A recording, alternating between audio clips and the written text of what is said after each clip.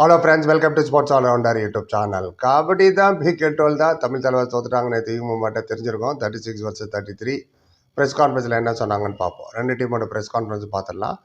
யூமும்பாக்கு coach, அவங்க captain, அப்புறம் அனில் 3 பேரும் வந்திருந்தாங்க. கோச்சிட்ட என்ன கேட்டாங்கன்னு டக்குன்னு கேட்டுடலாம். ரைட், கோச்சிட்ட கேட்டாங்க. அப்புறம் 9 பாயிண்ட் பின்னாடி இது வந்து ஜெயிச்சிட்டிங்க, என்ன டர்னிங் பாயிண்ட்டு, எப்படி ஜெயிச்சிங்க, என்னது இதுன்ற மாதிரி கேட்டார் ஒருத்தர்.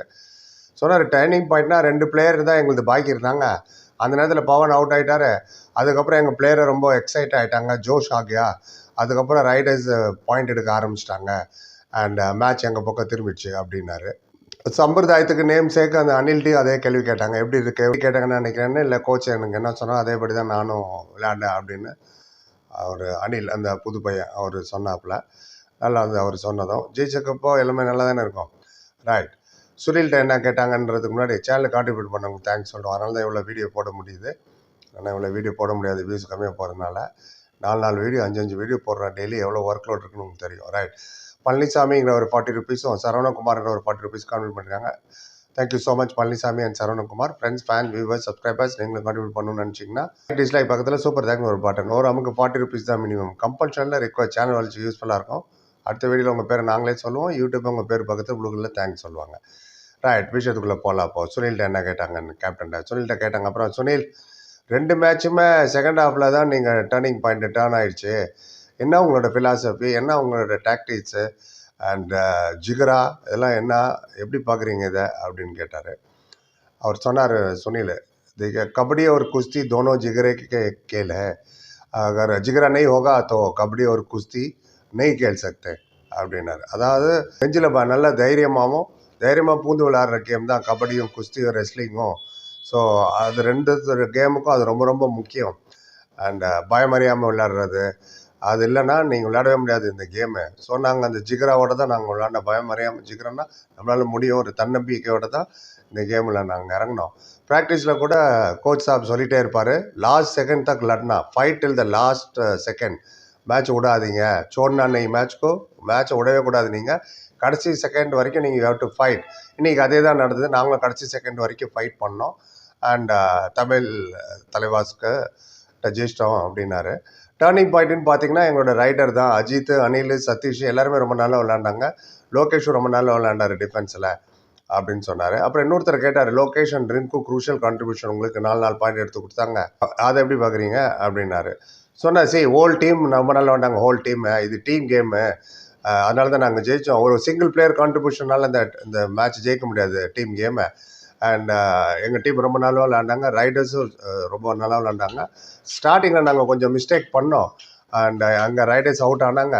பட் என்ன கேட்டிங்கன்னா நாங்கள் டிஃபென்ஸில் தான் ரொம்ப மிஸ்டேக் பண்ணோம். டிஃபென்ஸ் நிறைய மிஸ்டேக் பண்ணதுனால தான் அவங்களுக்கு அவ்வளோ லீடு கிடச்சிது. அண்ட் அவ்வளோ தவறுகள் நாங்கள் பண்ணலன்னா ஆஃப் டைமில் முன்னாடி லீடு அவ்வளோ கிடச்சிருக்காது தமிழ் தலைவாஸ்க்கு. மேட்ச் இவ்வளோ க்ளோஸாக இவ்வளோ எண்டு வரைக்கும் போயிருக்காது. 9 பாயிண்ட் லீடெலாம் கிடச்சி கொடுத்த காரணம் எங்களோட டிஃபென்ஸ் ஸ்டார்டிங்கில் கொஞ்சம் மிஸ்டேக் பண்ணோம் அப்படின்னாரு. அப்புறம் கேட்டாங்க, அடுத்த மேட்ச் ஹரியானா ஸ்டீலர்ஸ் கூட உங்களோட தாட் என்ன, அதை பற்றி என்ன நினைக்கிறீங்கன்னு சொன்னார். ஹரியானா ரொம்ப நல்ல team, very good team, defending champion வேறு. போன வருஷம் வினய் அண்ட் சிவம் பட்டாரே ரொம்ப நாளாக விளையாண்டாங்க, அவங்களும் இருக்காங்க இப்போவும் அப்படின்னு. எக்ஸ்பிரஸ் பி ஜூடியா ஆனார். நவீன் எக்ஸ்பிரஸ் வேறு வந்து ஜாயின் ஆகிட்டார். அதனால் 3 பேருமே வெரி குட் ரைடர்ஸ். திகிடி, அதாவது ட்ரியோ, அவங்க வெரி குட். அண்ட் டிஃபென்ஸும் சூப்பர் டிஃபென்ஸ் அவங்ககிட்ட இருக்குது. ஜெய்தீப் ஆகட்டும், ராகுல் சேத்பால், வெரி குட் டீம். நாங்கள் பிளானிங்கோடு தான் வரணும், பிளானோடு வருவோம். லீடு கொடுக்காம பார்க்கணும் நாங்கள் அவங்களுக்கு. இன்றைக்கி கொடுத்த மாதிரி நாங்கள் லீடு கொடுத்தோன்னா அவங்க எங்களை விட மாட்டாங்க. ஏன்னா மன்பிரீத்தும் அந்த நவீன் எக்ஸ்பிரஸனும் திமாக் சே கேள்தேன்னார். அவங்க 2 பேருமே இன்டெலிஜென்ட்லி விளையாடுவாங்க. அவங்ககிட்ட ஜாக்கிரதையாக இருக்கணும், லீடு கொடுக்கக்கூடாது. அண்ட் பிளானோடு நாங்கள் வருவோம் அண்ட் மேட்சுக்காக வெயிட் பண்ணிகிட்ருக்கேன். அண்ட் இப்போ மேட்ச் நடக்க போகுது, ஹரியானா இது மேட்ச், அதை பார்த்துட்டா எங்களுக்கு ஒரு ஐடியா தெரியும். அதாவது ஃபஸ்ட்டு மேட்ச் தான் தமிழ் தலைவாசும் யூமும்பா, அது முடிஞ்சோன்னே இந்த இன்டர்வியூ எடுத்தாங்க ப்ரெஸ் கான்ஃபரன்ஸில். அதுக்கப்புறம் தான் ஹரியானா மேட்ச் நடந்தது. அதை தான் சொல்கிறாரு, இப்போ 2வது மேட்ச் நாங்கள் பார்த்தா எங்களுக்கு ஒரு ஐடியா வரும் அப்படின்னு. ஸோ இதுதான் யூமும்பா டீம் சொன்னது, கோச்சு, கேப்டனும் அந்த அணிலும். இப்போ தமிழ் தலைவாஸ் என்ன சொன்னாங்கன்னு பார்ப்போம். ரைட், தமிழ் தலைவாஸ் சஞ்சீவ் பல்யான் வரல மெயின் கோச், அசிஸ்டன்ட் கோச் தான் வந்தார், சுரேஷ்குமாரும் பவன் ஷராவத்தும். கோச்சிட்ட என்ன கேட்டாங்கன்னு ஃபஸ்ட்டு பார்த்துட்டு அப்புறம் பவனுக்கு போகலாம். கோச்சிட்ட கேட்டாங்க, அப்புறம் மேட்ச் உங்கள் கையில் தான் இருந்து, உங்கள் கிரிப்பில் இருந்தது, எப்படி தோற்றிங்கன்னு கேட்டாங்க. சொன்னார், 3/4 வரைக்கும், அதான் 3/4 மேட்ச் எங்கிட்ட தான் இருந்தது, 8 பாயிண்ட் லீடில் வேறு இருந்தோம். அப்புறம் 2-3 தவறுகள் நடந்தது எங்கள் டிஃபெண்டர்னால, அதனால் அவங்க 2 பாயிண்ட் லீட் எடுத்துட்டாங்க அப்படின்னாரு.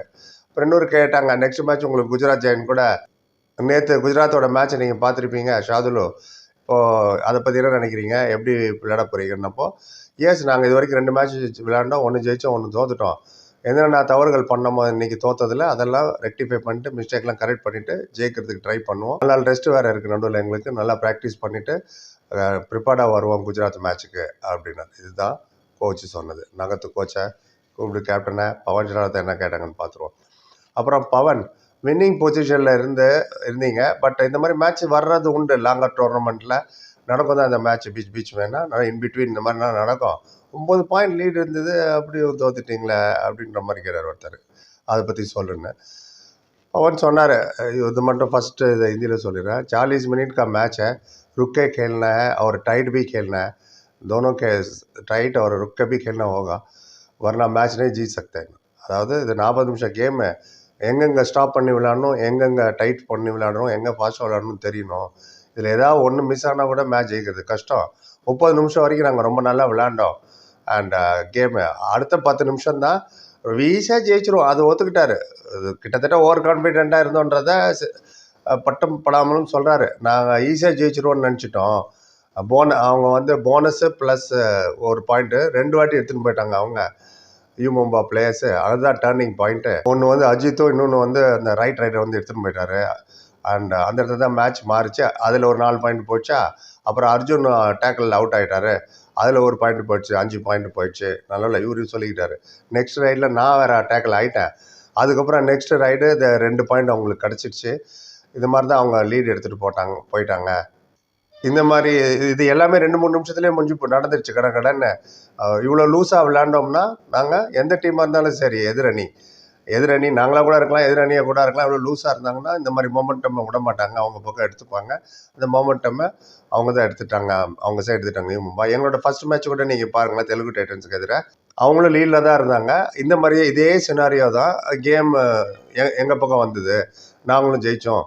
ஸோ கேம் அப்படி தான் நடக்கும், கேம் சல்தா செய்ய அப்படின்னாரு. ஆமாம், இந்த கேமே அப்படி தான் நடக்கும், நம்ம ஒன்றும் பண்ண முடியாது, லூஸாக விளையாடக்கூடாது, வி ஹேவ் டு பி கேர்ஃபுல்னு. சுனில் என்ன சொன்னார், 40 நிமிஷமும் ஏன்னா உஷாராரு குமார அப்படின்னு எங்கள் கோச் சொல்லியிருக்காரு. 40 நிமிஷம் நாங்கள் லாஸ்ட் செகண்ட் தான், கடைசி செகண்ட் வரைக்கும் விளையாடுவோன்னு. ஸோ இப்போ பவன் இப்படி சொன்னார், அவர் இந்த மாதிரி மேட்செல்லாம் நடக்கும், வர்றது உண்டுன்ட்டுன்னு. அப்புறம் கேட்டாங்க, சரி அதெல்லாம் இருக்கட்டும், சாகர் எப்போ வருவார் சொல்லுன்ற மாதிரி கேட்டாங்க. சாகர் கிதரை கபாயகா, எப்போ வருவார்னு ஒரு செகண்ட் யோசிச்சு தான் பதில் சொன்னார். அவர் சொன்னார், இதோட பதில் மேனேஜ்மெண்ட் தான் சொல்லணும், மேனேஜ்மெண்ட் இஸ்க்கு ஆன்சர் தேங்கான்னாரு. அண்ட் அவர் ஃபிட்டாக தான் இருக்கார், அண்ட் கண்டிப்பாக விளையாடுவார், பார்ப்போம் எப்போ வராருன்னு. நாங்களும் அவருக்காக தான் வெயிட் பண்ணுறோன்னார். இது என்ன ஸ்டேட்மெண்ட் எனக்கு புரியல. ஸோ அவர் ஃபிட்டாக தான் இருக்காரா, எப்போ வருவாருன்னு நாங்களும் வெயிட் பண்ணிகிட்ருக்கோன்னா என்னன்னு தெரியல. உங்கள் யாருக்கும் தெரிஞ்சால் சொல்லுங்கள் என்னதுன்னு, என்னப்பா அது அப்படின்ட்டுன்னு. ஓகே, ஏன்னா சாகர் இல்லாதது பெரிய பெரிய டென்ட்டு தான். ஏன்னா நிதிஷ் தனியாக என்ன பண்ண முடியும். அண்ட் ரைடு பாயிண்ட் வருது, நேற்று டிஃபென்ஸில் தானே கடைசியில் இவ்வளோ பாயிண்ட், 9 பாயிண்ட்டு மைனஸு முன்னாடி கொண்டு வந்து 3 பாயிண்டில் ஜெயிக்கிறாங்கன்னா 12 பாயிண்ட் டிஃபென்ஸ் விட்டாங்க கடைசி 2-3 நிமிஷத்துலன்னா. சாகர் தான் இதெல்லாம் நடந்திருக்காது.